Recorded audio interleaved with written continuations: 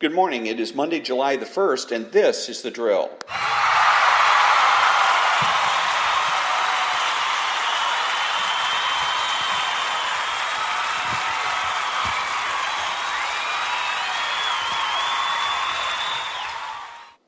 And thank you very much. My name is Ron. I am your host, and I am one of four true conservatives in the United States of America today. We're true conservatives because we make the presumption for the status quo. We know what being a conservative is really all about. So my podcast is made possible by Spreaker.com. My email address is storytimes@hotmail.com. My Twitter handle is @RonaldHardgrove. And on Facebook, I can be found at The Drill. So I started out in life, in my late teens, as a conservative Republican. And I identified myself as a conservative and Republican based on where I stood on the issues. And the issues were already created for me by the left. I didn't know that at the time, but that's the case. I just knew that everybody that I saw and heard around me was identifying themselves as either a liberal or as a conservative based on the issues. So I noticed that whenever I would engage in a debate with anybody on the left, I would, even though I was right, I was usually losing the argument. I noticed the same thing that was happening to right-wing pundits, Sean Hannity and Rush Limbaugh, that the same thing, that you knew they were right, but there was too many arguments that they seemed to be losing. And so what I wanted to do is find out what's going on with this, how this dynamic is occurring. How is it possible that you can be right and wrong at the same time? And as it turns out, you can't. If you are, you're right and you're losing the argument, you're being tricked. That's all there is to it. Your opponent is using some kind of tricks. So the idea is to try to find out what those tricks are, and once you do, then they're easily defeated, and you can get back to not only being right, but to winning all the arguments. So the true conservatism is basically about making the presumption for the status quo. You ask, you start. That's the way any argument starts. Why is that important? Because one of the dynamics from the left is they try to get you to prove a negative. The reason that you make the presumption for the status quo is because you can prove a positive. Okay, so if I say, you know what, the United States is a pretty good place, pretty damn good place. I look around, and it is, by the way. It's a pretty damn good place the way it is. There's nothing that needs to change. Now, if you disagree with that, you are in a position where you could prove it. You come to me and say, well, wait a minute, Ron, wait. We've got some problems here.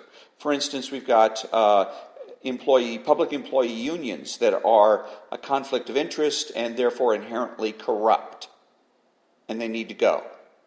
And now you've made a prima facie case for change. So now I have to take a look at that. If we do things the way the left wants to do them, everything is turned on its head. You come out and you say, you know what? The United States sucks. The United States is no good.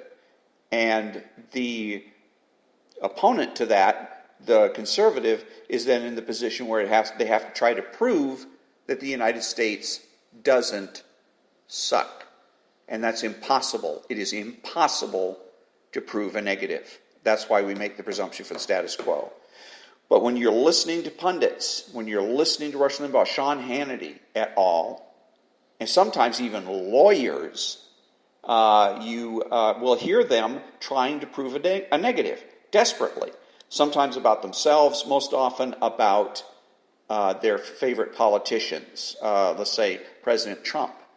People will make arbitrary claims that have no basis in reality. There's no evidence, there's no proof, and they will make an arbitrary claim that, say, Donald Trump is a racist. Okay? And they leave it at that. They offer no proof, no evidence, nothing.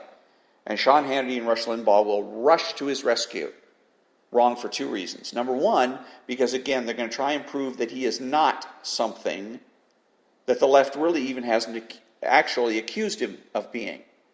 So when you try to prove the negative. First of all, you're going to fail to do it. Second of all, the effort you're going to make is simply going to make you and the person you're trying to defend look like you have something to hide.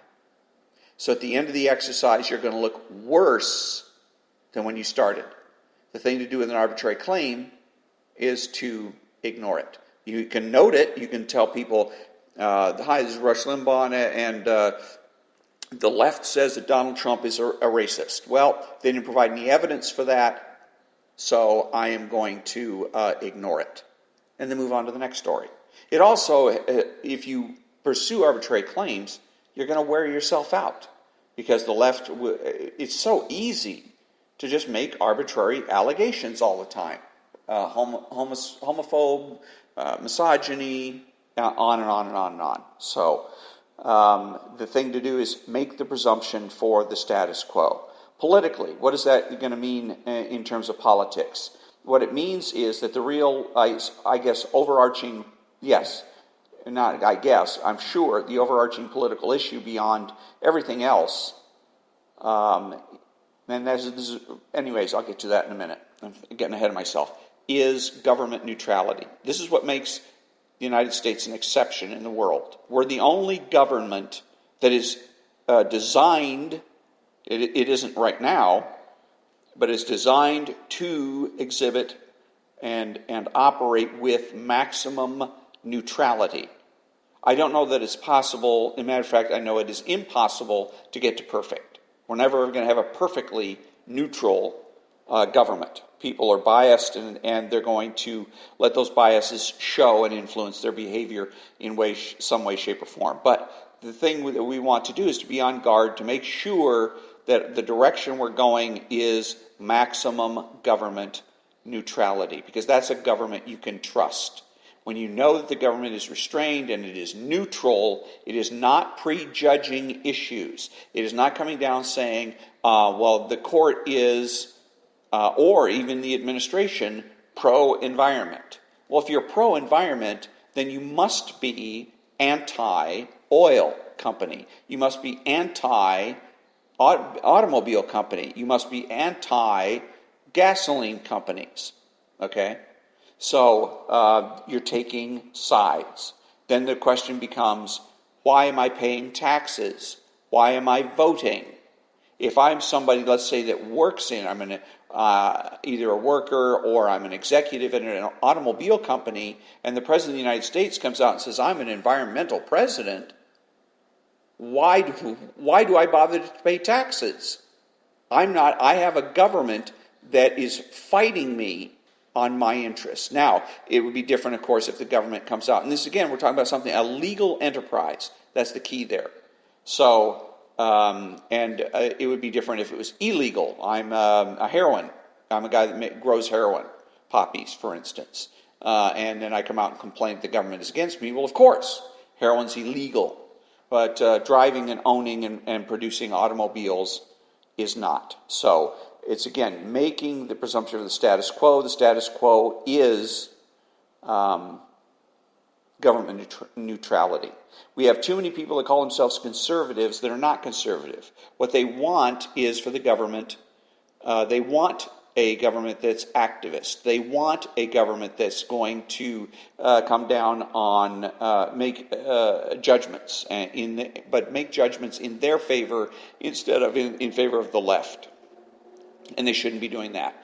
If a true conservative, if they're president of the United States, isn't going to be doing litmus tests to find out whether or not a potential candidate for the Supreme Court is pro or anti-abortion. What he's going to do litmus test-wise is find out whether or not that candidate is going to consider himself and his role on the court as his primary objective is to be neutral and to look at all the cases in front of him through the law, not through the prism of his own biases. Okay? But we don't do that anymore. We've allowed the left to influence our behavior. And so now we have a situation where there's a lot of people that pretend to be conservative or think they're conservative, but they're really not. They're activistic, and they're a bigger part of the problem in this country than are the left. So one of the government, well, and I'll get to that in a little while. Right now, that's basically the introduction of what my podcast is all about. It's a lot of this is, I used to go to the pundits and listen to these radio talk show hosts, Rush Limbaugh and whatnot, and I kind of had a, who am I to judge them? What do I know? I'm not on the radio kind of an attitude. One of the things I learned from Ayn Rand was not to have that attitude, was to have confidence in myself, and that if I had a doubt, there's something in my mind that was bothering me about whatever I read or heard, that I should not automatically dismiss that. I should investigate. And so I did, and came up with some pretty interesting conclusions. So when I come back, I'm going to be reading something, a news article from the Washington Times, and making some commentary about that, and then some commentary about Glenn Beck when I come back.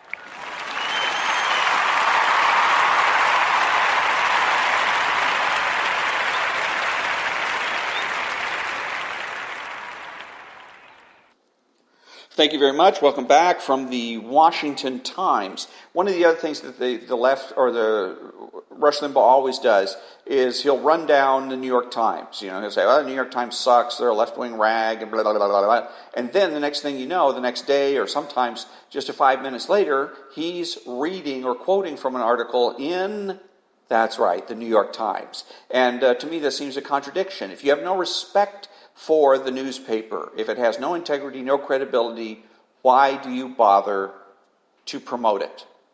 And that's, believe me, anything he mentions on his show is a promotion, because he reaches millions and millions of people. So, bad idea. It's contradictory. It hurts his integrity and credibility.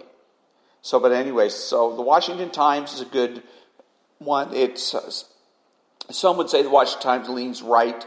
I would say that it has more of a tendency to be, I'll go ahead and say leans right. I think that the idea of news department neutrality is a myth.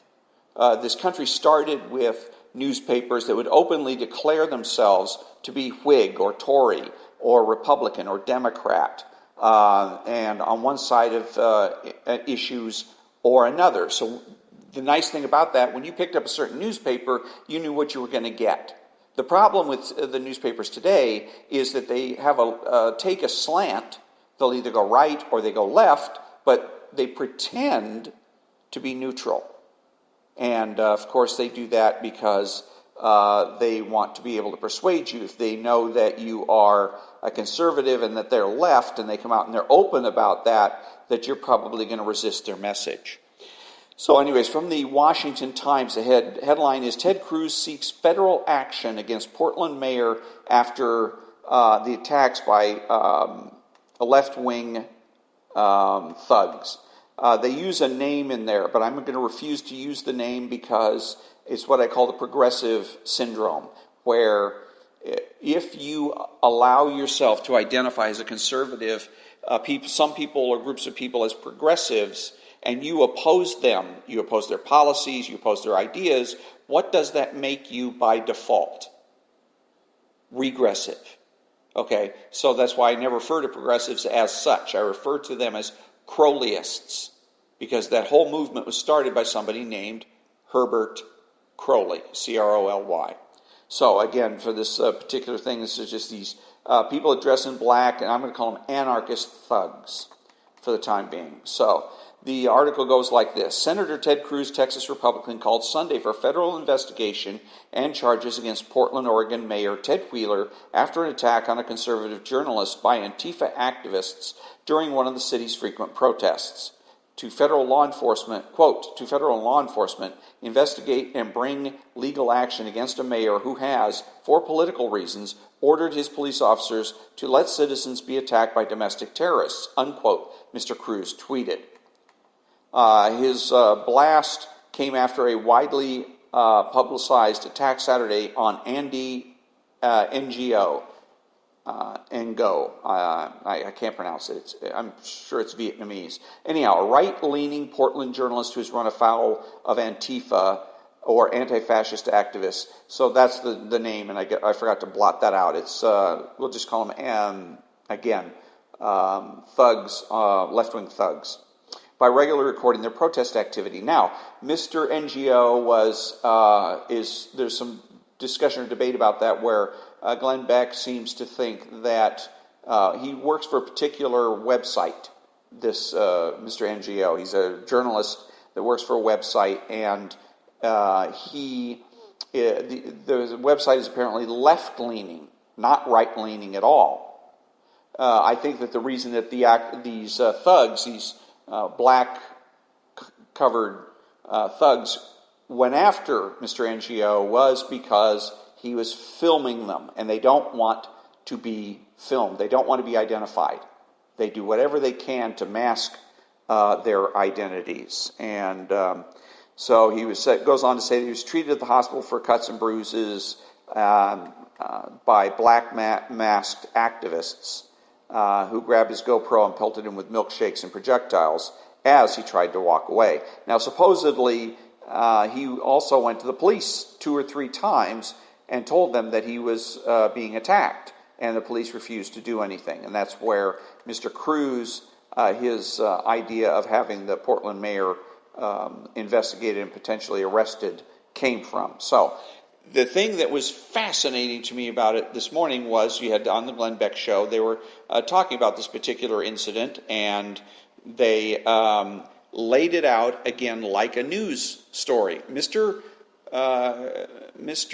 Beck is not a journalist. He's not, and I hate using the word journalist. Journalist is somebody that keeps a journal. He's not a news guy.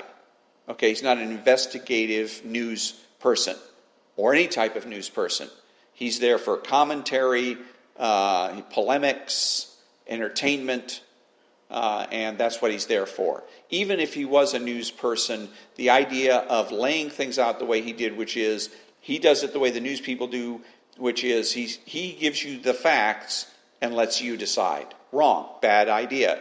You can't be a right-wing activist, radio activist, or promoting right-wing activities or promoting the right wing, period, conservatives and whatnot, without making judgments and without promoting the right wing or promoting conservatism.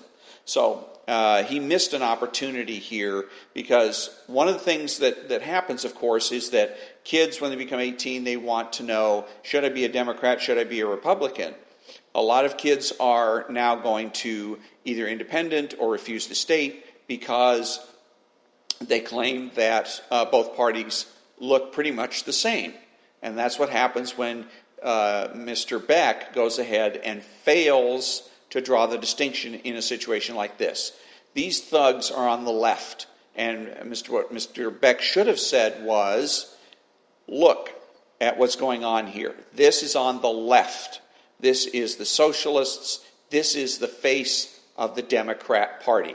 Because nobody in the Democrat Party wants to denounce this kind of activity. And this isn't the first time these black-clad left-wing thugs have done this kind of thing. They've destroyed property, they've injured people, and nobody on the left wants to criticize them. Shame on them for that. And Mr. Beck should say, we're better than this. We, being not just Americans in general, but we conservatives. Conservatives are better than that. We're better politically, and we're better people. We are better people than these punks in Portland that are breaking the law and doing so violently and doing so injuring people and injuring people deliberately. We're also better than the mayor, who doesn't care about his people, who won't allow his police department to do their job and enforce the law. And if it was a conservative mayor, he would be enforcing the law. None of this kind of activity would be taking place. We are better than they are. We wouldn't act this way. We wouldn't promote this kind of activity. We wouldn't support this kind of activity. And we would not only not promote it or support it, we would shut it down. We are better than the left. We are better than the Democrats. That's what Mr. Beck needs to say. That's what every pundit needs to say. And when you listen today to Rush Limbaugh, when you listen to Sean Hannity, listen for it. Do they come out and explicitly say, no Republican would ever do this? No conservative would ever do the things these punks are doing? And I doubt it. You're probably going to get where they're just going to lay out the facts and expect you to draw your own conclusions. So when I come back, I've got a clip from I was watching Law and Order, an old episode of Law and Order last night, and there's something that happened at the very end, a dialogue that happened at the very end of the episode that I recorded and want to play for you when we come back.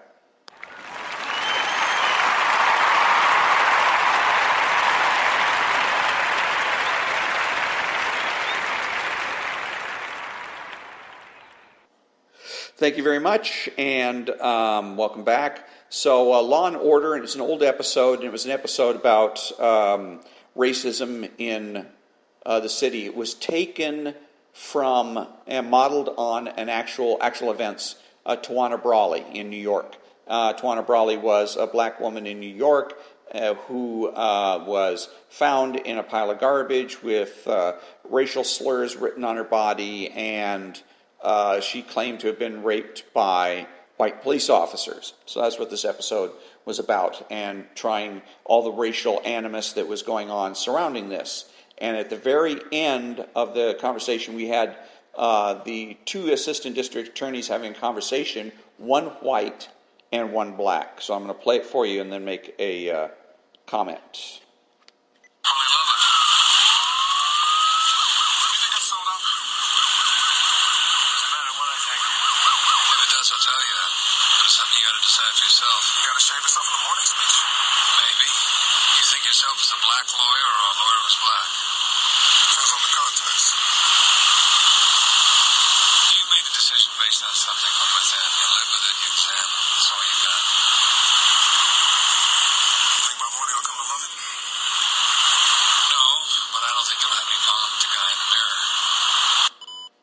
Okay, so he was saying to him, do you think I sold out? Because he was the black lawyer, black ADA, was instrumental in basically diffusing the whole situation, and he went to the blacks in the city that were upset and basically talked to them and smoothed things out.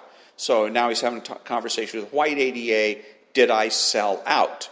And then the white ADA says, well, you know, it depends, or something to that effect. And then the black ADA says, what, this is a shaving myself in the mirror speech, you know, which is the old adage that, you know, as long as I can, I'll do whatever I want so long as I can look at the man in the mirror when I'm shaving in the morning, that kind of thing.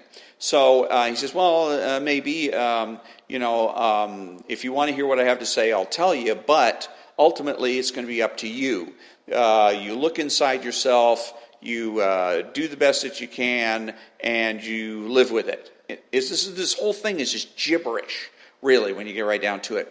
But what's most important is, and then he says, am I going to like it in the morning, or am I going to be able to face myself in the morning? And he says, oh no, am I going to like it in the morning? And he says, no, but you won't have any problems looking yourself in the mirror, something like that. So the point of this thing, why I took note of it, is this is a very subtle message. Most of the show is overt.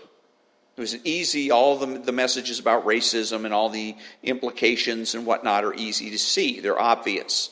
But the left likes subtlety and nuance, and this is where the left likes to slip things in that you may not notice. What the white DA is doing, and this you're going to find this with your own friends. When you go to your friends and you ask for friends or relatives and ask the same question he's asking, did I do the right thing? Because that's what the black ADA is basically asking. Did I do the right thing? Did I sell out? Sell out being wrong and not selling out being right. And did I do the right thing? And basically the other guy gave him gibberish saying, there's no way to know. That's what he was basically saying. There's no way to know. That you're just going to have to look inside yourself and decide on your own whether or not it's something you can live with, and that's the best you can hope for. That he doesn't know, nobody is going to be able to know, and that's it. The best thing you can do is, maybe as the old song says, best you can hope for is to die in your sleep. And it's crap. It's wrong.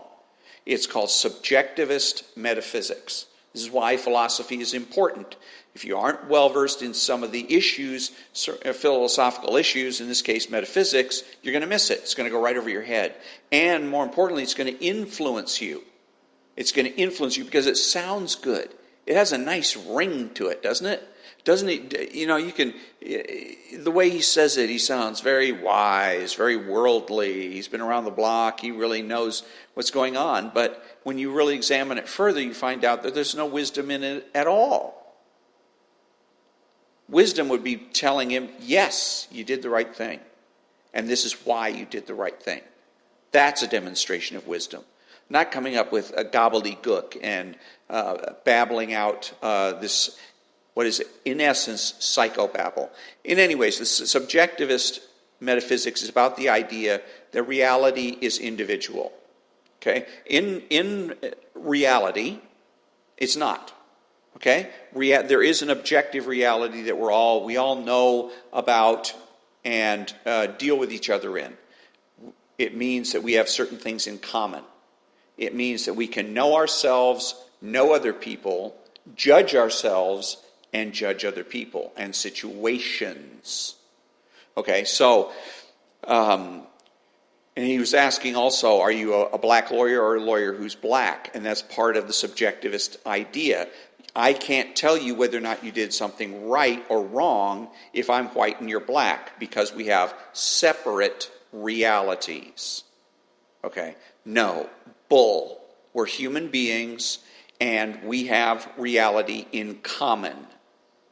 Okay, we can, like I said, know ourselves, know each other, know the world around us, and on that basis make judgments and make a judgment call. Are people wrong? Do people make judgment calls and make them wrong? Yes.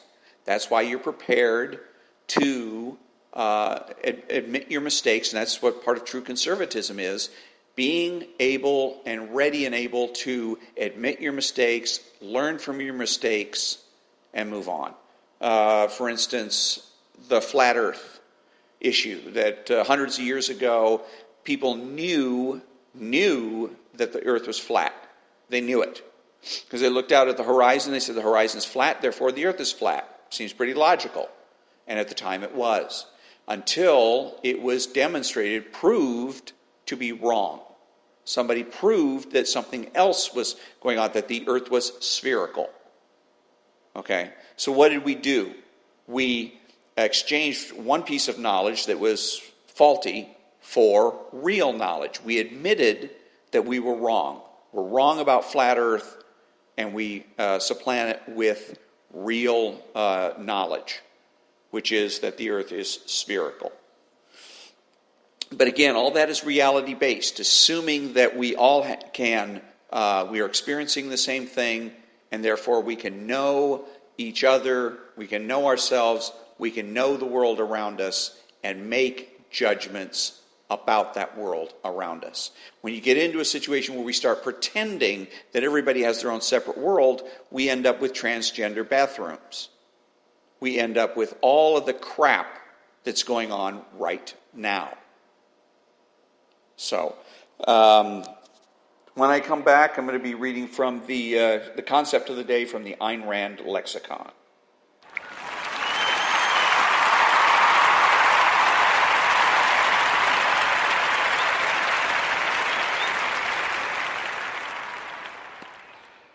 Thank you very much. From the Ayn Rand lexicon, the concept of the day is grammar.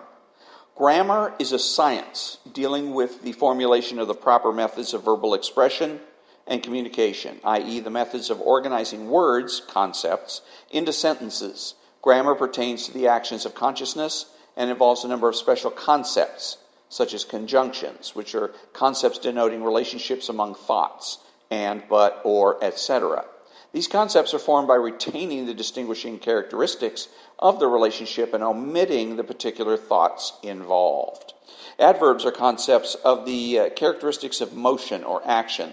They are formed by specifying a characteristic and omitting the measurements of the motion and of the entities invoked, e.g. rapidly, which may be applied to walking or swimming or speaking, etc., with the measurement of what is rapid left open and depending in any given case on the type of motion involved. Prepositions are concepts of relationships, predominantly of spatial or temporal relationships among existents. They are formed by specifying the relationship and omitting the measurement of the existence and of the space or time involved, e.g. on, in, above, after, etc.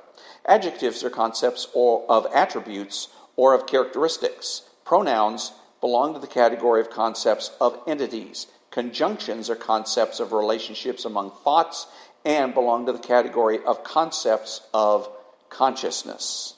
The purpose of conjunctions is verbal economy. They serve to integrate and or condense the content of certain thoughts.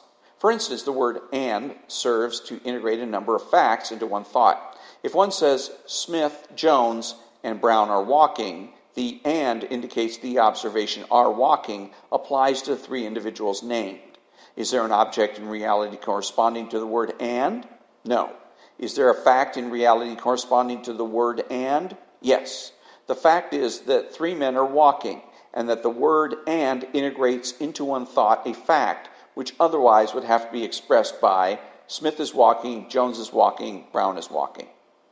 The word "but" serves to indicate an exception to or a contradiction of the possible implications of a given thought. If one says, quote, "she is beautiful but dumb," unquote, the "but" serves to condense the following thoughts. Quote, "this girl is beautiful. Beauty is a positive attribute, a value. Before you conclude that this girl is valuable, you must consider also her negative attribute. She is dumb," unquote. If one says, quote, "I work every day but not on Sunday," unquote, the "but" indicates an exception and condenses the following. Quote, "I work on Monday, I work on Tuesday," and so on 4 more times. "My activity on Sunday is different. I do not work on Sunday," unquote. These examples are for the benefit of those victims of modern philosophy who are taught by linguistic analysis that there is no way to derive conjunctions from experience, i.e., from the facts of reality. So again, to emphasize or re-emphasize the importance of concepts and abstractions in communicating versus storytelling and verbal picture painting. Storytelling and verbal picture painting are more vivid but less accurate than concept formation and abstraction. So, I'll back in a minute.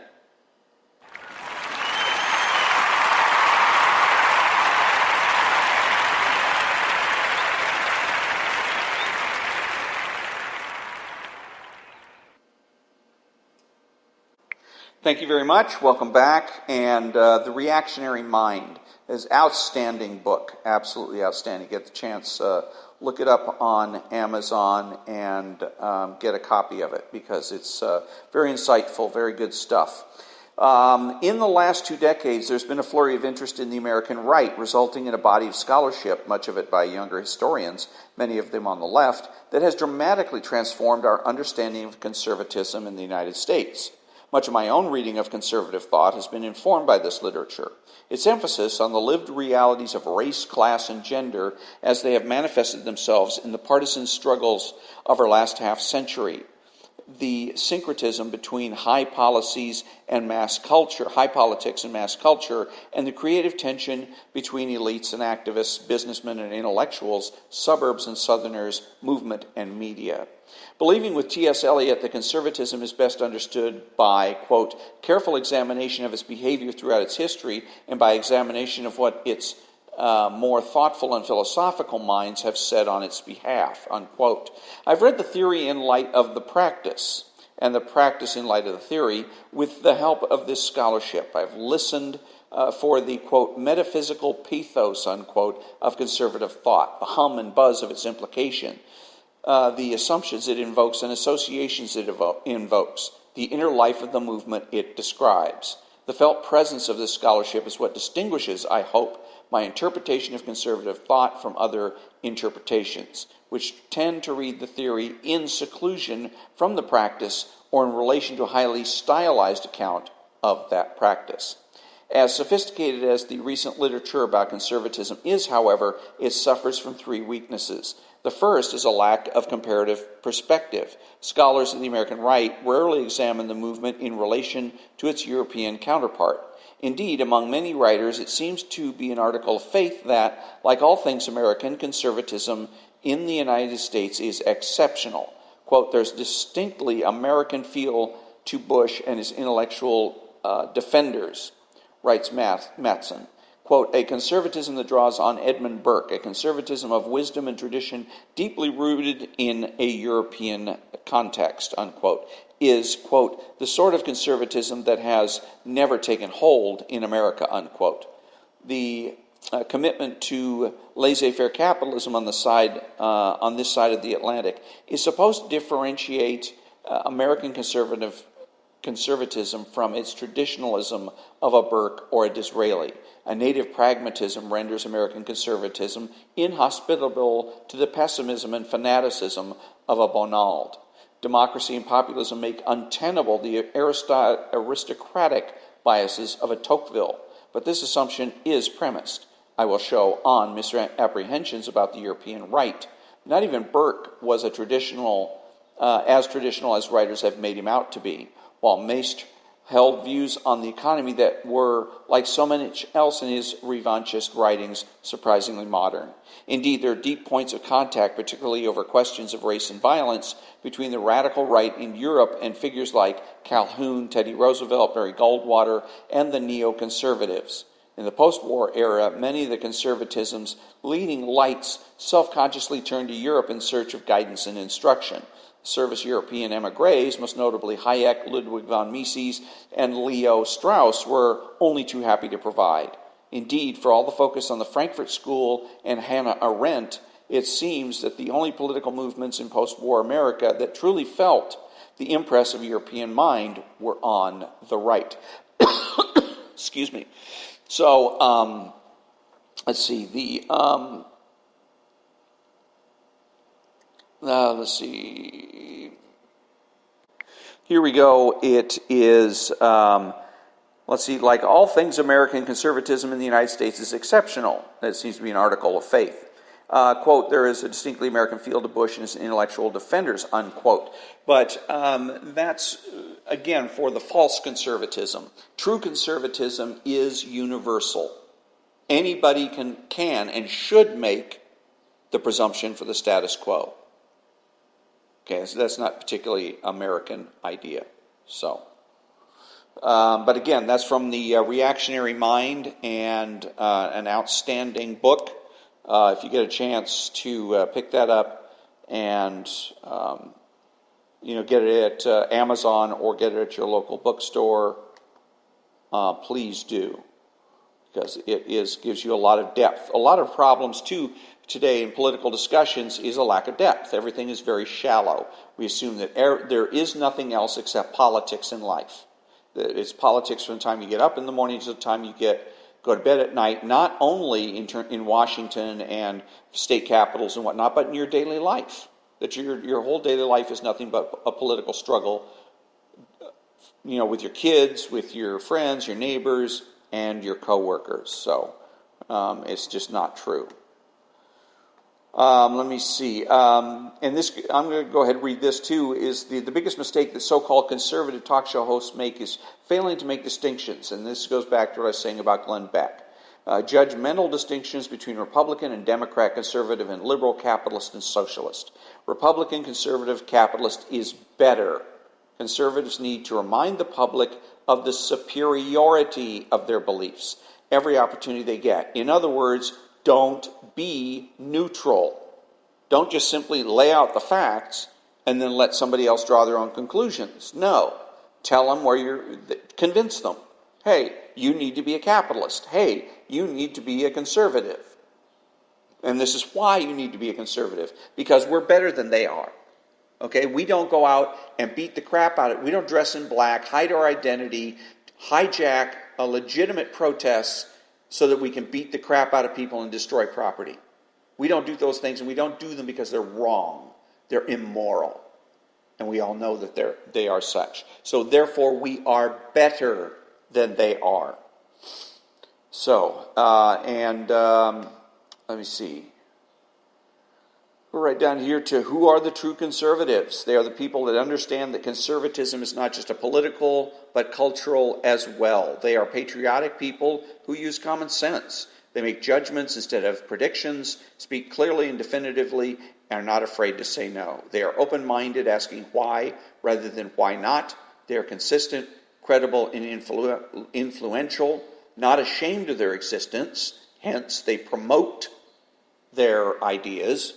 Unafraid to learn or correct their mistakes. They are normal Americans. One last example about correcting your mistakes. Judge. Always judge. You can't avoid it anyhow.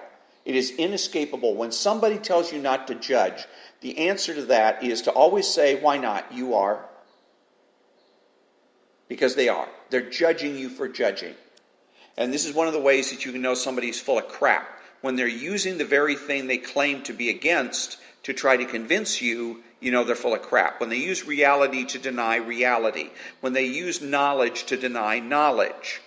When they use judgment to oppose and deny judgment, you know they're full of crap.